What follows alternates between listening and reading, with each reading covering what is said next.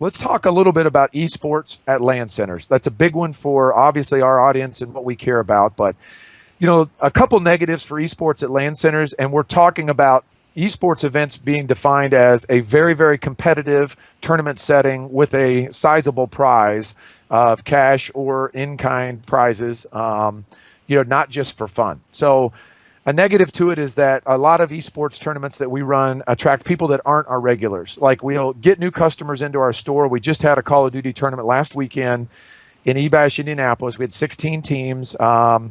It drew in all these players, and I think every player of all those 16 teams plus their spectators that came with them, I don't think any of those are regulars at our store. I didn't recognize any of them. I recognize some from repeat tournaments, but most of them live an hour or two away, if not more, and they travel in for these esports events. So they're not regulars to our store. They don't consistently give us that value. I feel like the players a lot of times for esports events in a LAN center are playing for the wrong reason.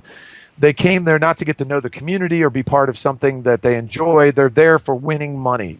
That's their only purpose. Let me drive 10 hours, spend some money on gas, spend some money on a hotel. I hope I win enough money to cover my cost of the trip. Not like, I hope I have a good time, I get better, I get more experience, I meet other guys, I meet some other players, I might meet a new organization or owner that I could be a part of, type of thing. Another negative is there's a lot of extra manpower to run a tournament. You just can't throw a tournament together with your regular staff at the LAN center just carrying on business like normal. You're going to have one or two extra people running those events, promoting them, organizing them, setting them up, checking people in, running them, doing follow-up, paying out. All of those things takes more manpower.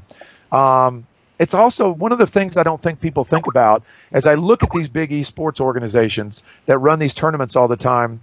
It's very negative for the losers. Like, I would say the bottom half, if not 60 or 70% of the bracket, do not return for another esports tournament at our center. So of the 16 teams last weekend that showed up, I feel like there's probably only 4 or 5 of them may show back up for another tournament in the future.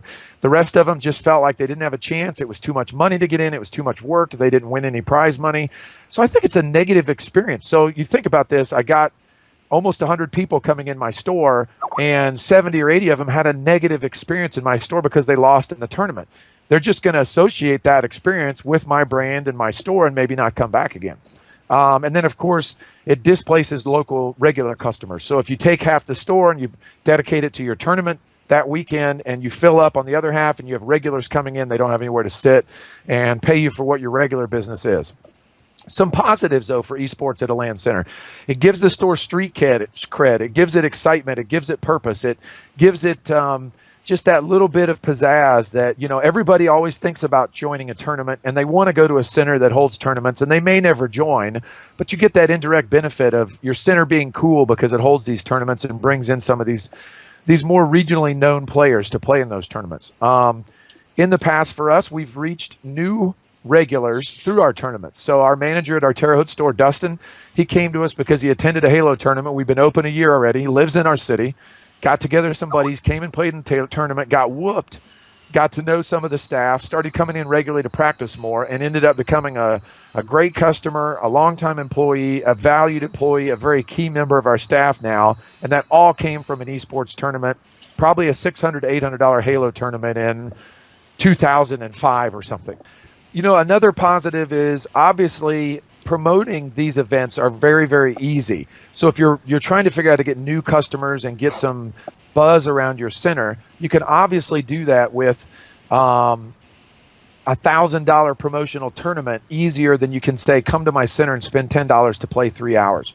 So if you're reaching out in local media, local esports groups or clubs or whatever, you don't want to just spam them with like, hey, don't forget to come down and spend money at my store.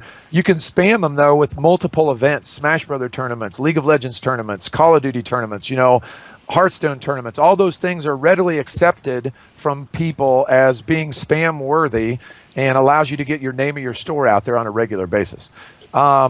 It's also, I'm a big believer in always having something to do at your store. So you can come up with all these other creative fun events, but an esports event is very, very easy to duplicate, and you can get brackets online, you can use GG Circuit for brackets.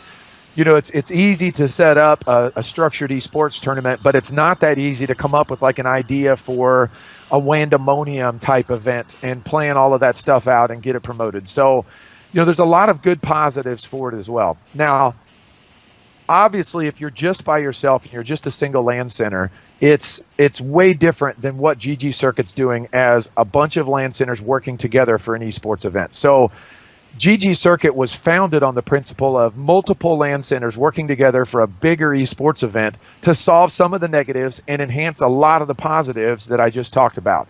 The focus of that is, again, small numbers by ourselves equal big numbers together. So 20 centers with 4 teams each is 80 teams in a big tournament. Those are rival numbers to the big traveling venues and big traveling events like MLG just sold to Activision. There's a lot of buzz and movement in the industry. Those big tournaments are drawing hundreds of teams, and we can all draw hundreds of teams together as a group for GG Circuit while we're only drawing 4 to 8 teams at each local store. The other thing is that, they can't compete with us as far as how many events we could run and how often and regularly we could run those. Most of those events set up in a giant convention center. They roll in on semis. It takes them 2 or 3 days to set up. They run it for 3 or 4 days. They stream it all. They pack it all up. It goes back on semis, and it goes into storage for a month or two till their next event. All of us are set up all the time in our centers.